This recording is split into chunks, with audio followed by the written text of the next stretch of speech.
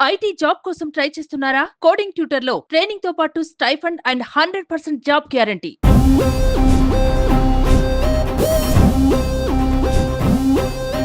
విజయవాడ వరద ముప్పు ప్రాంతాలకు సంబంధించి చాలా మంది ప్రముఖులు విరాళాలను అయితే ప్రకటించారు. ముఖ్యంగా వారిలో సినీ ప్రముఖులు కూడా ఉన్నారు. ఈ నేపథ్యంలో జూనియర్ ఎన్టీఆర్ అలాగే రామ్ చరణ్ కూడా పాన్ ఇండియా స్టార్స్ అయిన ఇద్దరు కూడా మరి కొంత విరాళాన్ని ప్రకటించారు. అది చెక్కుకు సంబంధించి కూడా ఈ రోజు సీఎంఓ ఆఫీస్ లో ముఖ్యమంత్రి చంద్రబాబు నాయుడు గారిని స్వయంగా కలిసి ఈ చెక్కుని అందజేసే కార్యక్రమం కూడా ఈ రోజు ఉండబోతుంది.